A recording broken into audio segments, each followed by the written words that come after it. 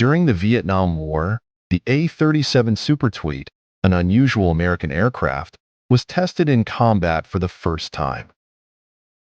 Counterinsurgency aircraft were required by the U.S. Air Force to bridge the gap between offensive and support vehicles for military operations. During the war, Bell, Lockheed, Northrop, McDonnell, and Boeing were among the leading aircraft manufacturers. The AH-1 Cobra, AC-130, F-4 Phantom, F-5 Tigers, and Huey helicopter were among the other noteworthy private businesses. The Kansas-based Cessna Aircraft Company created the A37 Dragonfly, a light attack aircraft based on the T-37 trainer, in response to a call for proposals from the U.S. Air Force. After two prototypes were developed, the Super Tweet was hurriedly dispatched into battle because night interdiction and close air support operations were desperately needed in Vietnam.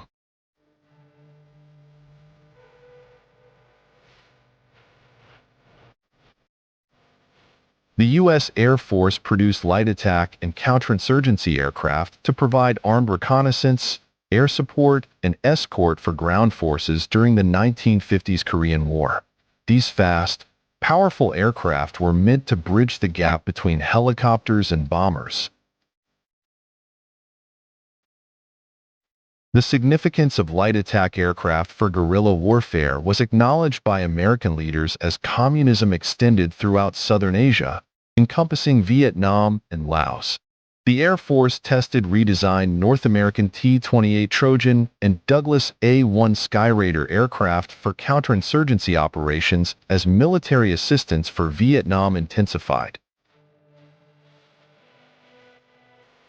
Although both aircraft were safely launched, U.S. engineers were hard at work creating a unique light attack aircraft that would be appropriate for the terrain of Vietnam and the impending conflict. In 1956 and 1958, the U.S. Army piloted a number of aircraft to assess their suitability for light assault. The Cessna T-37 training aircraft was one such aircraft that was used to imitate close air support strikes.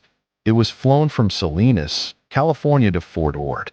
After producing their first military aircraft, the T-50 Cessna Aircraft Company, which had a history of building civilian aircraft, turned its attention to commercial aircraft following World War II.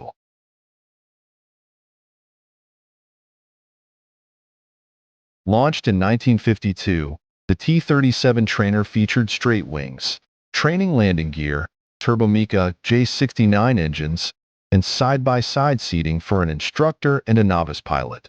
Following the assassination of President John F. Kennedy, the Air Force made the T-37 trainer, sometimes referred to as the Tweety Bird, a primary priority throughout the Vietnam War. When Cessna was given the contract in 1963, it was mandated that the business build two upgraded models of the aircraft with improved weaponry, munitions, engines, and range. When the outdated Douglas A-1 Skyraider aircraft began to malfunction during Vietnam War air combat, Cessna began developing a more potent T-37 variant for the military. Advanced landing gear, communications, aiming aid, navigation panels, sturdier wings, and 95-gallon wingtip fuel tanks were among the modifications made to the T-37. A General Electric GAU-2B 7.62mm machine gun with 1,500 rounds of ammo was also installed on the aircraft. In October 1964, two General Electric J-85J, two turbojet engines with 2,400 thrust, took the place of the J-69 engines. Both the first and second prototypes successfully completed successful flights in 1965.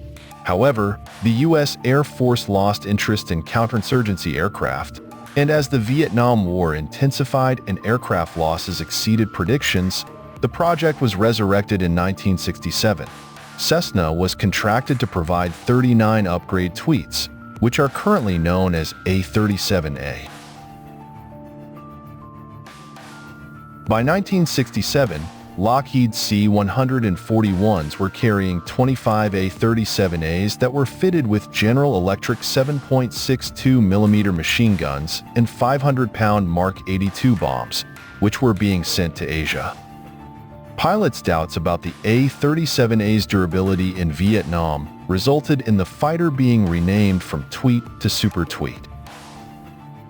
At Bien Hoa Air Base in South Vietnam, Lieutenant Colonel Lew Weber organized the 604th Air Commando Squadron and prepared Operation Combat Dragon, which aimed to deploy A-37As into direct combat as part of its operational testing.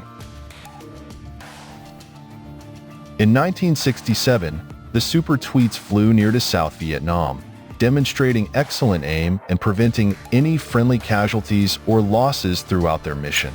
When it provided them with cover, ground soldiers knew they could count on the Tweet.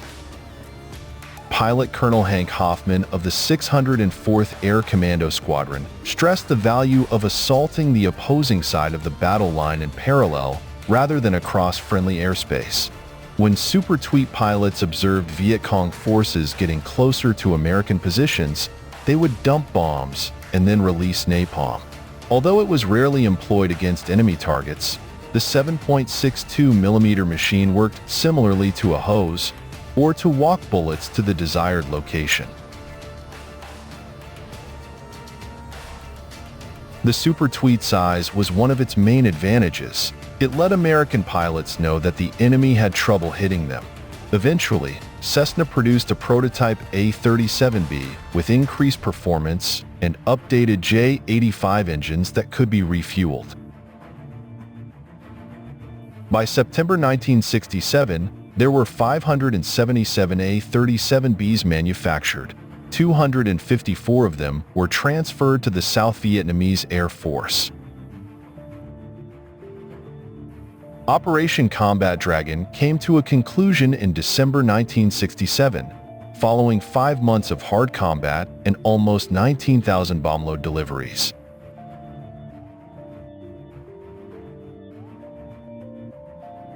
Almost 200 A-37 aircraft were taken by North Vietnamese troops during their invasion of South Vietnamese territory in 1975, and they shared them with the Soviet Union and other allies. The U.S. was able to retrieve around 92 aircraft, but the Vietnam People's Air Force utilized the remaining aircraft and the knowledge gained from the 1979 fight in China and Cambodia. The majority of the American aircraft that survived were sold to nations with less advanced military equipment or merged into the U.S. Air National Guard. While some A-37Bs were used by Guatemala, Peru, Honduras, and Colombia in their combat against drug cartels, others were supplied to El Salvador during that country's civil war in the 1980s. The National Museum of the U.S. Air Force in Ohio and national museums in Hispanic nations are currently home to several of the Super Tweets that have survived. The A-37 needed minimal sophisticated maintenance and was well suited for basic airfield operations.